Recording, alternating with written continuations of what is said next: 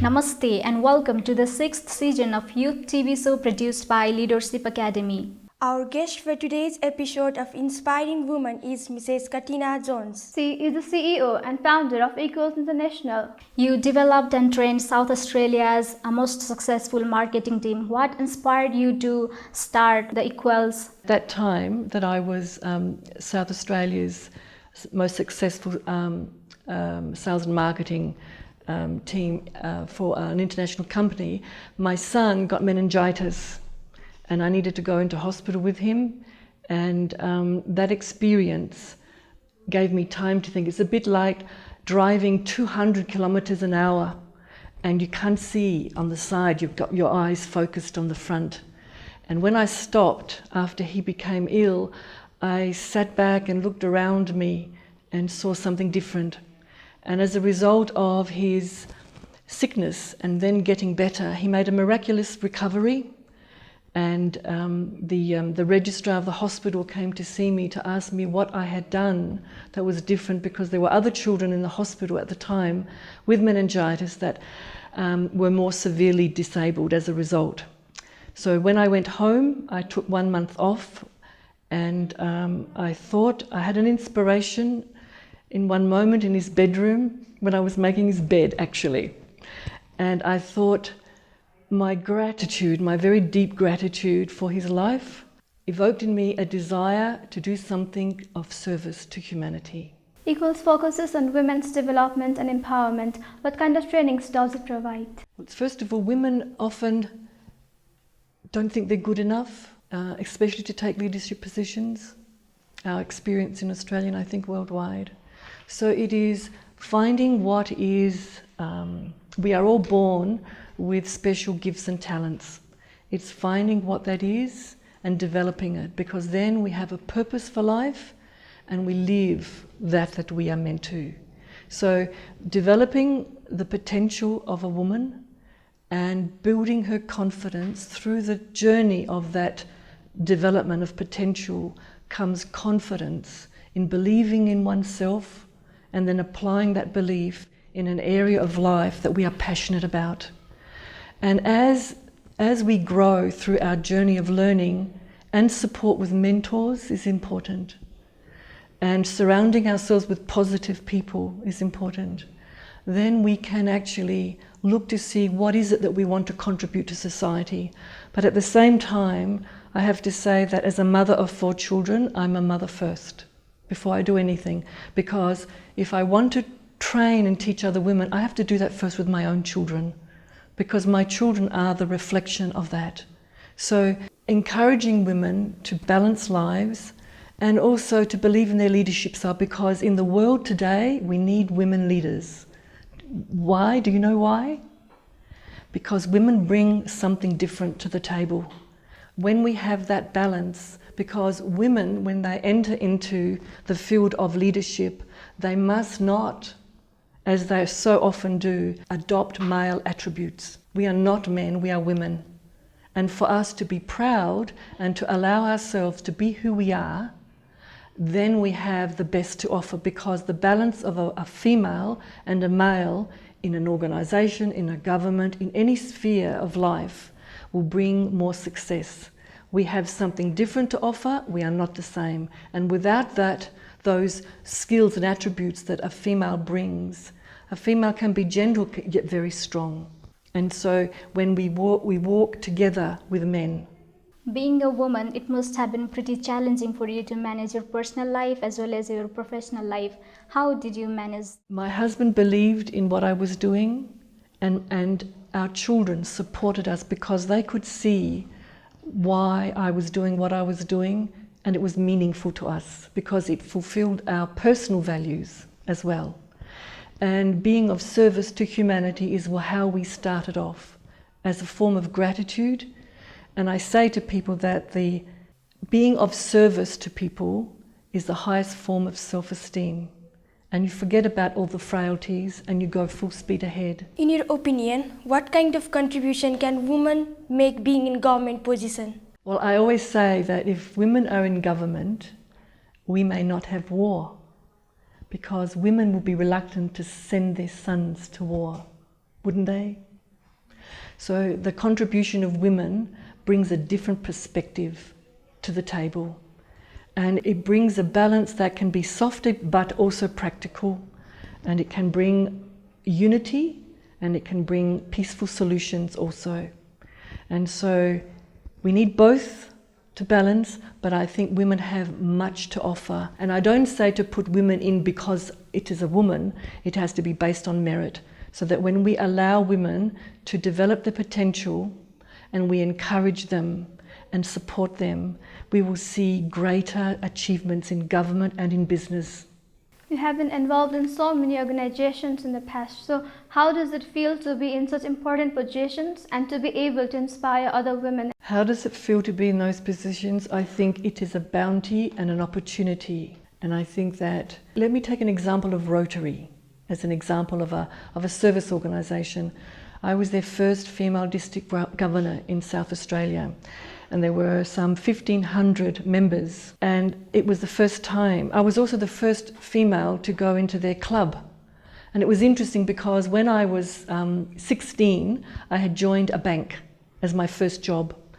And the board members of that bank would go across the road to what was called the Tattersalls Club. It was a men's club. And I always used to wonder what they did there. And they would come in the evening, and we would, I was in the promotions department, we would see them going into the boardroom.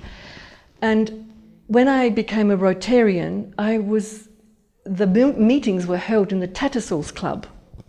And it was interesting for me to remember as a young girl that Tattersalls Club was a male-dominated club, and as Rotary was too. And when I went there, I could see it was like being in a time warp of 100 years ago. All the furniture was leather, the wood, it was a beautiful environment. But the men, when I walked in, didn't really know how to handle me. They didn't know what to do. Some just didn't believe that women should be allowed in. Others felt shy and awkward. So I was myself, and I was offering to be of service in a capacity. I started as a newsletter editor, and gradually they could see that there was no threat, or I don't know what they could see, but I was accepted, and 6 months later they asked me to be their president. So I think I would use the words like love. As a district governor, sometimes things go wrong and you need to address this with members. And I would write letters and I would sign with love, KATINA, which is unheard of in Rotary and in business. But the effect that had, some people felt uncomfortable, some people didn't know how to cope with it. But actually, I remember going to a club where the president was responsible for an altercation that had occurred. And after writing a letter like that, he felt embarrassed that other people knew that he was involved in this situation. So I think this is where, when we have an attitude of peace and a goal of unity, we can diffuse a great deal of anxiety, anger, and start to look at positive aspects of people working together. So I saw it as an opportunity to show that women are competent, they don't have to be loud, they don't have to do the same things that men do, but bring another perspective. And another example is I was being inducted. I said to everybody that I had actually come to love them all. And then the next person that came up to give a talk actually looked at everybody and said, actually, I love all of you too. So it was a moment that told me that sometimes women can help soften things to bring about positive changes. That's just a simple example. Let us come back to equals. It is actually quite important that men and women work side by side for holistic development. So do you train men and women together on same topics, or they have separate trainings? The classes are men and women, and our staff are men and women also. So there is whatever training the men get, the women get is the same. And often we will have sessions that we will discuss when we come back from the United Nations after attending the Commission of Status of Women, for example, we will report back and say these are the issues that were talked about at the United Nations, and there will be some discussion about these things. And we have in our classes men and women from countries from all over the world, and it's always interesting to be able to talk about this subject, and the subject of culture comes in a great deal. And I think raising awareness and living a principle is the best way to teach. Could you share us your challenges during your starting phase? I always saw challenges as an opportunity to grow. And because I had such strong belief in what I was doing, the challenges didn't affect me in the same way. It was hard work because I started as a housewife, not as a businesswoman. My main goal in life was to have 4 children and to be married, and that was all. That was all I ever aspired to. So the challenge was that I didn't have a business background, I didn't even have an education background, but I had the desire to develop women. And I think through the desire and the belief, and I feel it was divinely inspired for me. And that belief was the fuel that propelled me through difficult times. It is unconventional to say this, but it has been well documented in business magazines, and I can say it here, is that the company grew and the business grew through a series of dreams. I would have thought, I would pray, and I would dream, have a dream at night. And from that dream, I would then change my direction or have more faith in the direction I was going. So that was my rock and my family's support. So that when I wasn't at home and I was working, I would work 24/7. And my daughter would look after, because she was the eldest, the younger children, and everybody worked together. And having that support through challenges was paramount to my success. So the challenges were not having a business background, but believing in a concept. Then an interesting story was, we developed, after developing the first program, there was a call to develop a program for women in management. Enlisted the support of some friends that had experience in this area, and we developed a program and presented it to human resource managers of different organisations. There was one human resource manager that was so taken by the program, was full of accelerated learning techniques. It was a very good program. And she said, I want to do this program, I want to start next week. I just have to take it to my board and have it approved and we can start. Can you start Tuesday? We said, yes. We were so happy. And then I got a call on Monday from her to say, I'm really sorry, but my board won't let us start the program because they think you're a bunch of lesbians because of the name of Equals. So there were challenges with the name, there were challenges because we were women, and so those were small things to overcome, but I think anybody can overcome a challenge when they believe in what they do and they have a purpose for what they do. As a successful woman, do you believe in the strategy, work and plan, or plan and work? I think you have to have a vision, and I think this is where a lot of people go wrong. If you have a vision and you visualize that vision, because the brain knows no difference from what it sees to what it imagines. So first you have to imagine and believe and live in that vision. And when you do, what happens is there's an energy that is unseen that becomes a magnet to you, and you follow that, and you become closer. So you have to be very clear about what you see in that vision, look at the details, and live in it. And gradually, but I think when you believe and you visualize and you're very clear, everything happens. I think you can do almost anything you want to do. I remember saying this to a group of unemployed people, and one man almost spat at me when I said that. He said, you cannot say that. I cannot achieve anything I want. I want to be a doctor. Can you tell me I'm going to be a doctor? And I thought, well, he obviously doesn't really want to be a doctor, because you don't wait for other people to do it for you. You have to do it yourself. You see, it's about taking responsibility and not waiting for other people to do things for you. And that is leadership also for women, to be single-minded, to be clear, but to also be very kind and be gentle can be firm. You see people, women sometimes think that to be firm they have to be aggressive, but that's not true. There is more power with being gentle and assertive and positive. But the other thing is to know your work, to be competent, to know your subject and know what you're doing, because that gives you a lot of empowerment. And you have the opportunity now, you can seize the moment to make a difference. And the world needs, and if women were to speak up and to do more to help humanity, you can never go wrong. You can be in business, but you can be a humanitarian. The Equals group, we call ourselves humanitarian because we do business, we have philanthropy, and we fight for human rights. So I think it's like we contribute to society as well as we take and we give. Does that make sense? Yes, ma'am. Where do you see yourself 10 years from now? 10 years from now, Equals International will be a university. I have a very clear vision of being a vocational university because I think the method of learning has to change. We have to look at more innovation and creativity with our education. We have to also have more hands-on experience so we can learn the theory, but we have to also do the practical. And in the practical, most people learn more by doing. Would you agree?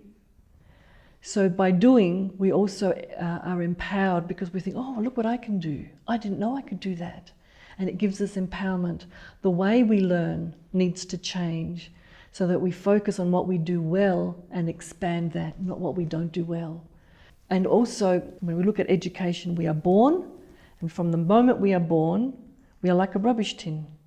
People throw all the negative aspects of life. Don't do that, you will fall. No, don't be so stupid. How can you do that? And so we sit there and we absorb all of the negativity and we grow, and it debilitates us. And we are riddled with fear to move forward. So I like to see education where we are born, and we say, look at you, you've taken your first step, hooray! And we are celebrated for every inch of our success. And we build on everything that is positive, and the world will change. We will celebrate other people's successes. We will encourage people, and the world will be a different place. That's why I see today is the beginning of a cycle of the future that will be very, very much more glorious than it is today.